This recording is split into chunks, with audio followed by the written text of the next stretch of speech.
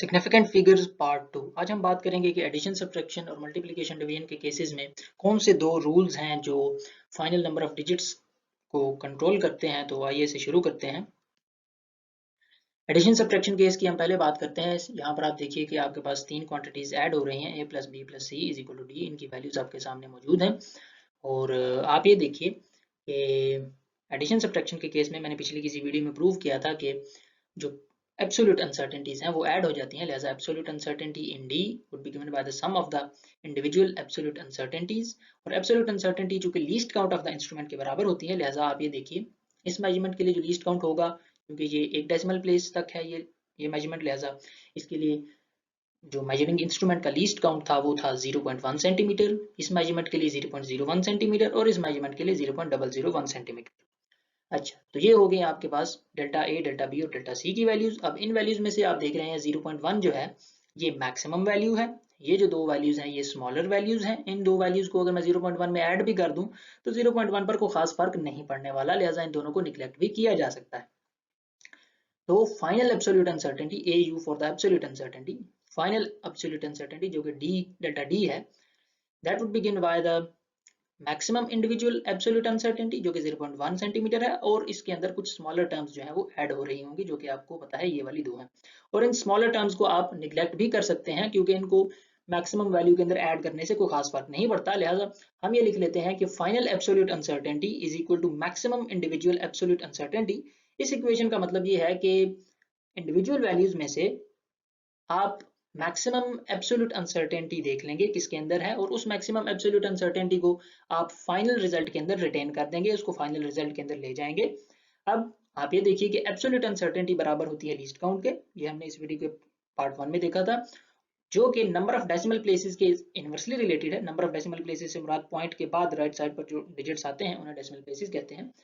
तो फर्ज कीजिए आपके पास दो इंस्ट्रूमेंट्स हैं, वर्नियर कैलिपर्स और सिक्रू गेज। वर्नियर कैलिपर्स का लीस्ट काउंट होता है 0.01 सेंटीमीटर और सिक्रू गेज का होता है 0.001 सेंटीमीटर। आप ये देख रहे हैं कि वर्नियर कैलिपर्स के केस में जो नंबर ऑफ डेसिमल प्लेसेस हैं वो 2 हैं, सिक्रू गेज के केस में 3 है।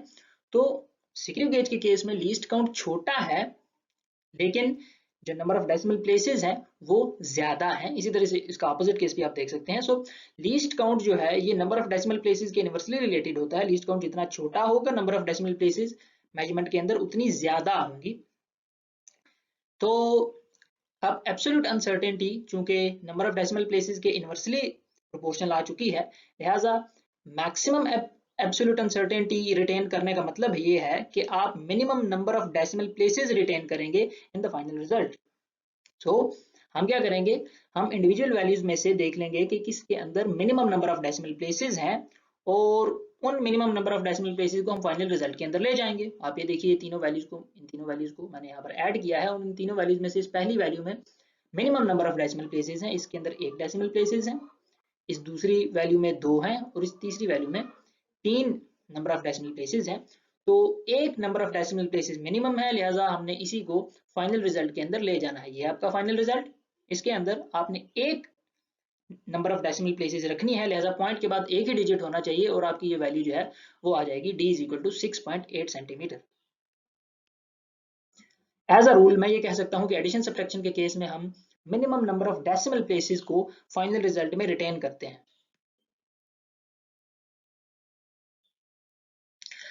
यहाँ पर परसेंटेज अनसर्टेनिटी का फार्मूला लिखा है, इसमें यहाँ ऊपर एब्सोल्यूट अनसर्टेनिटी आनी चाहिए, लेकिन चूंकि वो लीस्ट काउंट के बराबर है लिहाजा यहाँ पर मैंने लीस्ट काउंट लिख लिया है। तो आप ये देखिए कि अगर आप एक ही मेजरमेंट को दो डिफरेंट इंस्ट्रूमेंट्स की मदद से निकालें, आप ये देखिए यहाँ पर एक ही मेजरमेंट है जिसको मैंने दो डिफरेंट इंस्ट्रूमेंट्स, वर्नियर कैलिपर्स जिसका लिस्ट काउंट ये है और सिक्रू गेज जिसका लिस्ट काउंट ये है, इन दोनों की मदद से मैंने उसको एक ही मेजरमेंट को परफॉर्म किया है। तो अब जिस केस में लीस्ट काउंट कम होगा, ये जो दूसरी मेजरमेंट है इसके केस में लीस्ट काउंट कम है, तो लीस्ट काउंट कम होने से, अच्छा पहले आप ये देखिए कि जो कि एक ही मेजरमेंट मैंने परफॉर्म की है तो लिहाजा ये मेजर्ड वैल्यू जो है ये कांस्टेंट रहेगी, इसका कोई असर नहीं पड़ेगा परसेंटेज अनसर्टेनिटी पर। जिसके केस में, जिस मेजरमेंट के केस में लीस्ट काउंट कम होगा उसके केस में परसेंटेज अनसर्टेनिटी कम होगी। अब लीस्ट काउंट चूंकि कम होने का मतलब ये है कि नंबर ऑफ डेसिमल प्लेसेस ज्यादा हैं, जिसका मतलब है नंबर ऑफ डिजिट्स ज्यादा हैं आपकी मेजरमेंट के अंदर, जिसका मतलब ये होगा कि नंबर ऑफ सिग्निफिकेंट फिगर ज्यादा हैं। तो कम अनसर्टेनिटी और ज्यादा नंबर ऑफ सिग्निफिकेंट फिगर्स आपस में कनेक्टेड है। इसी तरह इसका ऑपोजिट केस भी आप इन दो मिसालों से बड़ी आसानी से देख सकते हैं। जहां नंबर ऑफ सिग्निफिकेंट फिगर्स कम है वहां पर परसेंटेज अनसर्टेनिटी ज्यादा है, और जहां पर नंबर ऑफ सिग्निफिकेंट फिगर्स ज्यादा है वहां पर परसेंटेज अनसर्टेनिटी कम है। अच्छा, दूसरी मिसाल लेते हैं।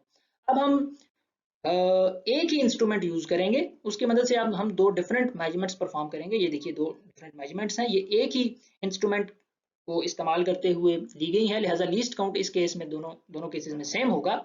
तो लीस्ट काउंट तो कांस्टेंट हो गया, इसका कोई असर नहीं होगा परसेंटेज अनसर्टेनिटी पर। मेजर्ड वैल्यू की अगर मैं बात करूं तो ये वाली मेजर्ड वैल्यू जो है ये बड़ी है। इसके लिए क्या होगा कि मेजर्ड वैल्यू बड़ी होने से परसेंटेज अनसर्टेनिटी कम हो जाएगी। अब मेजर्ड वैल्यू बड़ी होने का मतलब ये है कि उसके अंदर ज्यादा नंबर ऑफ डिजिट्स आएंगे, जैसा कि यहाँ आप देख रहे हैं इसके अंदर ज्यादा नंबर ऑफ डिजिट्स आ रहे हैं। इसका मतलब ये होगा कि नंबर ऑफ सिग्निफिकेंट फिगर्स भी ज्यादा है, तो परसेंटेज अनसर्टेनिटी कम और सिग्निफिकेंट फिगर्स की तादाद ज्यादा। इसी तरह से इसका ऑपोजिट केस भी आप यहाँ पर देख सकते हैं, जहां पर number of significant figures come, percentage uncertainty ज्यादा, जहां पर सिग्निफिकेंट फिगर्स ज्यादा वहां पर परसेंटेज अनसर्टेनिटी कम। तो नंबर ऑफ सिग्निफिकेंट फिगर्स और परसेंटेज अनसर्टेनिटी के दरमियान एक इनवर्स रिलेशन एग्जिस्ट करता है। इसको हम अब अगली स्लाइड में यूज भी करेंगे। मल्टीप्लिकेशन डिवीजन का केस डिस्कस करते हैं। d is equal to a into B into C is equal to, फर्ज कीजिए ये किसी ए बी सी किसी क्यूबॉइड की के एजेस की लेंथ्स हैं, ये तीनों लेंथ्स, इनको मल्टीप्लाई करने से उसका वॉल्यूम आएगा। तो इन तीनों को मल्टीप्लाई करके मैंने कुछ यूं लिख लिया साइंटिफिक नोटेशन में।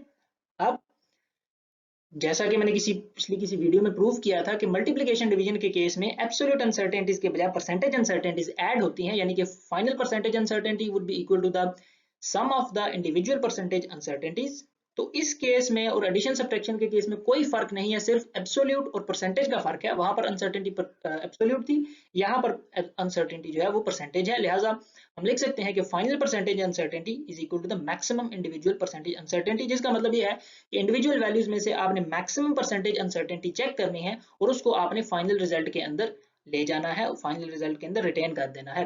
अब पिछली स्लाइड से आप देख सकते हैं कि परसेंटेज अनसर्टेनिटी और number of significant figures inversely related है, जिसका मतलब ये होगा कि अगर देखिए अगर आप मैक्सिमम परसेंटेज अनसर्टेनिटी रिटेन कर रहे हैं इन द फाइनल रिजल्ट, तो इसका मतलब यह है कि आप minimum number of significant figures retain कर रहे हैं इन द फाइनल रिजल्ट। तो हम क्या करते हैं कि हम इंडिविजुअल वैल्यूज में से minimum number of significant figures check कर लेते हैं किस वैल्यू के अंदर है, और उन्हीं सिग्निफिकेंट फिगर्स को हम फाइनल रिजल्ट के अंदर रिटेन कर देते हैं। जिसका मतलब ये होता है कि एक्चुअली हम इनडायरेक्टली हम मैक्सिमम परसेंटेज अनसर्टेनिटी रिटेन कर रहे हैं इन द फाइनल रिजल्ट।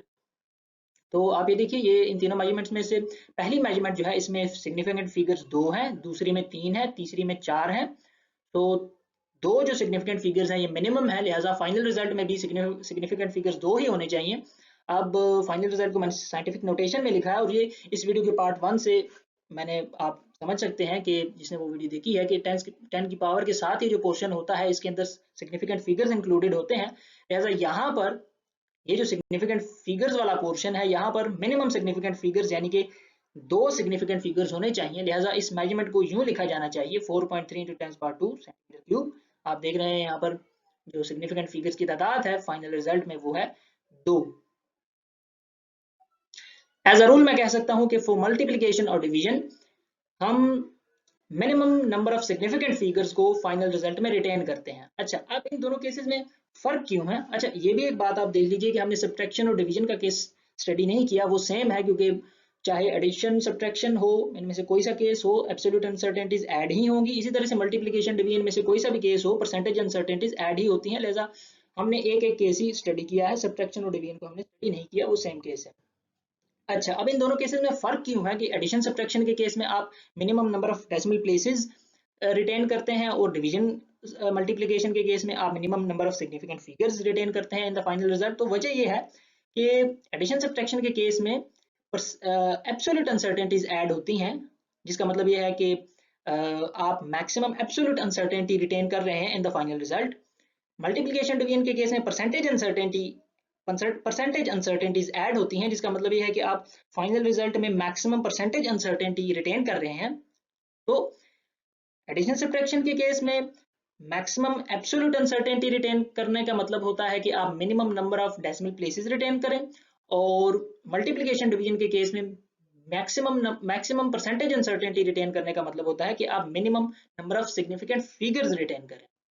तो ये जो है ये फर्क है इन दोनों केसेस में, सिर्फ एब्सोल्यूट और परसेंटेज अनसर्टेनिटी की वजह से इन दोनों रूल्स में एक स्लाइड सा डिफरेंस आ जाता है।